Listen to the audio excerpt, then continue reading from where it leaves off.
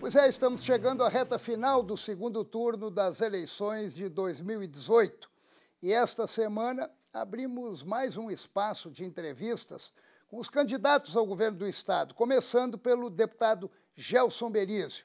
Boa noite. Boa noite a todos os telespectadores. Obrigado por ter vindo. E eu já começo diretamente lhe perguntando o seguinte. O senhor fala muito da inexperiência do seu adversário. Mas, de repente, se ele nomear um colegiado de profissionais competentes, técnicos, isso não abafa um pouco o desconhecimento do Estado que o senhor fala tanto? Olha, se tu for embarcar em um avião para atravessar uma tempestade, você vai querer primeiro conhecer o piloto, saber se ele tem experiência. Você não vai querer um piloto que aprenda a pilotar voando. Segundo, você vai querer saber qual é a tripulação que o vai acompanhar. No meu caso, eu já montei quase que todas as secretarias principais, já anunciei os 5 principais secretários. Tem um processo de conhecimento, de construção feita há mais de 2 anos, com mais de 21 reuniões, com 280 jornalistas, com presidente de entidades, aprofundando cada um dos temas. Eu não vou falar do meu adversário, ele tem que dizer o que ele quer, o que ele fez e o que vai fazer. Eu vou dizer o que eu penso que seja importante para Santa Catarina. O que nós vamos escolher é o próximo governador, que vai ter uma dívida de 37 bilhões para fazer a gestão, que vai ter 105 mil servidores para não permitir que o salário atrase, que vai ter uma demanda na saúde, por exemplo, com 10 hospitais prontos para entrar em funcionamento. E como é que paga o custeio desses hospitais? Movimentos equivocados pode significar folha de pagamento atrasada, pode significar segurança pública, onde a viatura não saia para fazer a ocorrência. Eu não estou dizendo que isso vai acontecer caso eu não seja eleito. Eu estou dizendo que eu me preparei para que isso não aconteça. E se eu for governador, eu garanto que não vou atrasar salário, que vou ter uma equipe enxuta, pronta e completa no primeiro dia, sem invenção. Porque experiência vale também para montar a equipe. As pessoas não caem do céu, não estão esperando um convite para ser secretário de Estado. É uma missão que elas vêm cumprir se forem qualificadas. Eu indiquei hoje a futura secretária de Educação. É uma doutora formada em Harvard. É evidente que não é pelo salário de secretária que ela vem para dar uma contribuição com o seu conhecimento para Santa Catarina. Agora, estamos conversando há bastante tempo, construindo propostas, convicções, e a missão que foi oferecida a ela a entusiasmou. E assim como ela, todos os demais secretários com este perfil. Isso não é simples, não pode ser improviso e não pode ser de última hora. Por isso, eu entendo que a minha qualificação, o meu preparo, a minha experiência podem servir melhor Santa Catarina, sem soberba, sem arrogância, mas com uma convicção muito forte que o Estado vai escolher o governador de todos os catarinenses. E não há que se fazer aventura e nem improviso. Sinceramente, eu não sou um improviso. Eu tenho uma curiosidade, e eu não lembro se o senhor falou, se até o seu adversário falou sobre isso, sobre a Ponte Hercílio Luz, que é a rainha dos aditivos. Eu não sei qual é a sua opinião em relação a essa obra que nunca acaba. Olha, se eu tivesse participado da decisão de fazer a reforma Uma Nova Ponte, eu teria votado pela Nova Ponte. Agora, nós temos um processo em curso, dos quais mais de 75% dos recursos necessários já foram aplicados. Uma obra cara como essa, sem ser entregue para a população, é punir 2 vezes a sociedade catarinense. Portanto, terminá-la o quanto antes e encerrar a novela é fundamental. Não tem jeito. De onde ela está, tem que ser acabada e entregue à população da Grande Florianópolis. A máquina do Estado, a máquina é grande, não é uma máquina pequena. O senhor já falou até na tendência de reduzir a máquina. E há muito tempo o senhor vem falando de acabar com as regionais e coisas. Mas como um governador, vamos supor, o senhor chegou lá, como um governador consegue controlar tudo isso? Como um governador consegue manter essa máquina sob o seu controle?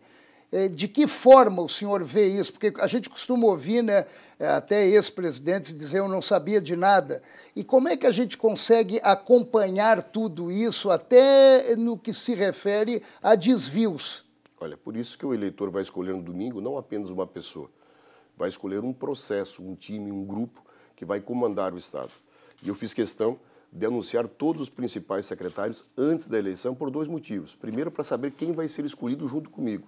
Segundo, para demonstrar claramente que é uma escolha técnica, criteriosa. E esta experiência, ela se estende a cada um dos que vão participar do governo com a mesma responsabilidade de prestar um bom serviço. Eu sou formado em administração, tenho a gestão como um dos princípios que me trouxeram até aqui.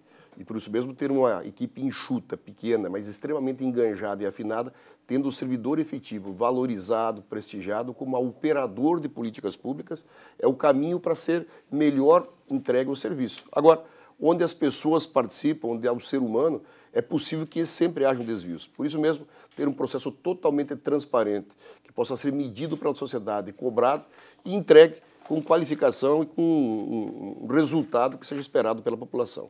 O senhor está disputando contra uma nova política, contra uma mudança ou contra o comandante Moisés?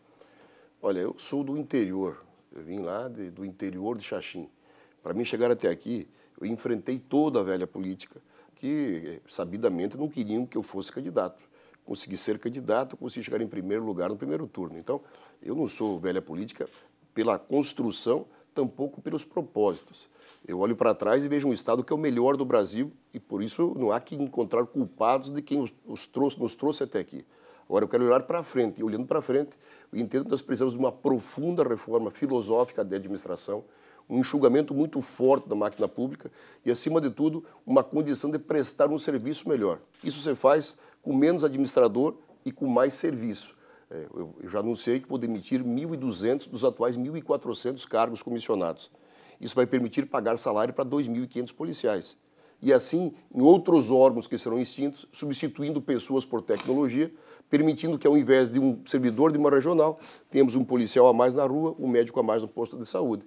Este processo é nova política, isso não é o passado, isso não é velha política. Velha política é o conchavo que se fazia, é a construção sempre do mais fácil. Eu nunca fui o mais fácil, eu nunca fui o escolhido. Para mim sempre foi tudo muito difícil. E por isso mesmo eu não me considero em nenhuma hipótese, até porque nunca fui candidato a governador. É a primeira vez que aqui estou, com muito orgulho, com muita satisfação, com muito reconhecimento e agradecimento a quem me deu esta oportunidade. A gente costuma ouvir, durante esse período de campanha, a gente costuma ouvir que o senhor é muito autoritário e muito agressivo. São características suas? Olha, autoritário eu não sou, agressivo também não, eu sou italiano. Italiano tem sempre a feição um pouco mais fechada. Agora eu sou absolutamente pragmático e determinado naquilo que eu acredito. Eu acredito que o processo público, se for frouxa a gestão, ele perde seu controle. Na Assembleia, eu fui eleito 3 vezes por unanimidade. Se eu tivesse essa característica, eu não teria feito voto de todos os partidos 3 vezes. Não foi uma, 3 vezes. Porque sempre tratei todos com muito respeito, reconhecendo a importância que tem a representação popular e dando a todos condições iguais no processo administrativo.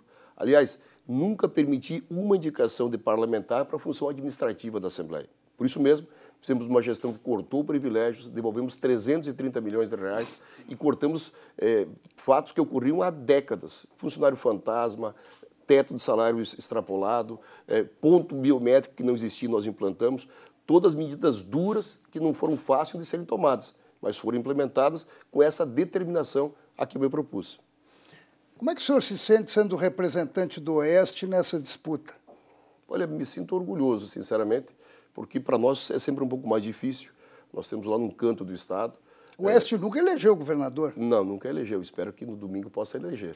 Mas nós temos a condição de essa mesma dificuldade nos dar musculatura para sermos resilientes a tantas dificuldades. No primeiro turno, eu era o 3º colocado e comecei com 6% nas pesquisas. Agora, novamente, estou atrás, fruto de um processo que verticalizou a nível nacional. E você me perguntou antes com o que é que eu estou disputando. Estou disputando com o Carlos Moisés, que é o candidato do PSL. Agora, junto há também um processo que ainda não é racional. Eu espero que até domingo seja. O que é um processo racional? É as pessoas medirem claramente o que é melhor para Santa Catarina e o que é melhor para o Brasil.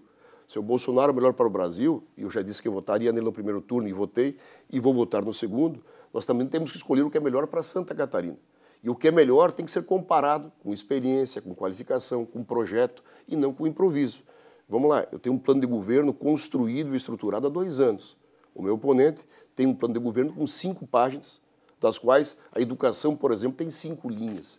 Isso, para mim, é improviso incompatível com um Estado como o nosso, que premia o preparo, que premia a dedicação, que premia quem constrói algo que torne referência a Santa Catarina. Por isso mesmo, eu ainda espero que até domingo haja por parte do eleitor esta comparação e com muito respeito pessoal ao adversário. Uma pessoa do bem, não tenho nenhuma consideração pessoal a fazer sobre ele. Agora, a inexperiência, o improviso é gritante e nesta comparação, o que é melhor para Santa Catarina? Permitirmos que a partir de janeiro tenhamos as pessoas aprendendo um processo muito duro, de uma agenda muito difícil. Um salário atrasado compromete toda uma cadeia produtiva. Nós já tivemos essa experiência em 95, 96, 97. Foram 4 folhas de pagamento atrasadas, foi um desserviço prestado ao Estado, era ambulância que não atendia porque não tinha combustível, porque quando falta o salário, falta tudo o resto. E medidas mal tomadas, é tão justo e tão grande o tamanho do problema, que podem sim nos levar a uma situação que nós não desejamos. A experiência e o preparo ajudam que isso não aconteça. E eu espero que o eleitor compreenda dessa maneira, respeitando sempre a sua decisão, que é soberana. No que o senhor se assemelha a Bolsonaro, já que o senhor vem apoiando o presidente Sávio desde o primeiro turno? Olha, essa é uma boa pergunta, até porque o meu oponente, que é do partido do Bolsonaro, se diz na nova política, assim como o Bolsonaro. O Bolsonaro tem 7 mandatos de deputado federal. Conhece profundamente a máquina pública, conhece profundamente o que precisa mudar e de que forma precisa fazer para mudar. Eu também tenho esta experiência aqui, eu tenho 3 mandatos de deputado, dos quais as 3 vezes presidi a casa, sei precisamente o que precisa e como ser mudado. Não basta ser verticalizado, não, porque é o 17 lá, 17 aqui. Não, mas lá é o Bolsonaro, aqui é o governador daqui que vai lidar com 105 mil funcionários, com 37 bilhões de passivos que precisam ser geridos, com uma dívida bancária de 19 bilhões de reais e com processos de saúde, de educação e de segurança pública que precisam de infraestrutura, que precisam de investimento. Fazer a gestão disso, eu sinceramente acredito que preparo, qualificação, equipe bem montada, como a que nós estamos apresentando, dá uma resposta melhor. E é com este desejo, com esta vontade que eu espero que o eleitor me considere mais preparado e, por consequência, merecedor do voto no dia 28. O senhor vencendo as eleições, vai residir na agronômica? Não, eu vou ficar na minha casa e vou ter a agronômica como um posto de trabalho. Não pretendo mudar minha rotina, porque 4 anos passam rápido. Eu já não sei que não disputo reeleição, porque entendo que a agenda será tão pesada que ela é incompatível com uma agenda eleitoral. E quando um governador inicia um governo pensando na reeleição, ele compromete aquele mandato pensando no outro. Eu pretendo ser eleito, ficar os 4 anos exercendo na plenitude o mandato, morando na minha casa, tendo a agronômica como um local de trabalho apenas e tocando uma vida normal 4 anos depois. Assim como, se não for vitorioso na segunda, tocar a minha vida sem nenhum sobressalto. Esse processo público tem um começo e um fim. Eu saberei plenamente o momento de parar. Por enquanto, estou esperando que o eleitor me dê mais 4 anos, permitindo que o trabalho, que a dedicação, que a vontade. Nós temos ainda 300 mil pessoas que vivem na miséria extrema em Santa Catarina. E eu gostaria muito de poder servir o meu Estado com aquilo que eu aprendi, com a experiência que adquiri, para que essas pessoas pudessem ter um caminho e uma resposta, um caminho que lhes permitisse uma dignidade que hoje elas não têm. É só um exemplo, mas vários outros poderia citar. Na saúde, na segurança pública e especialmente na educação, fatos como esse vão se repetir com absoluta certeza. E aí que vem a minha penúltima pergunta. Político se emociona? De vez em quando eu fico percebendo um governador vendo uma fila de pessoas para serem atendidas na saúde e ele não resolve esse problema. Outras questões, principalmente na área da saúde, o político não se emociona, ele não sente isso no peito?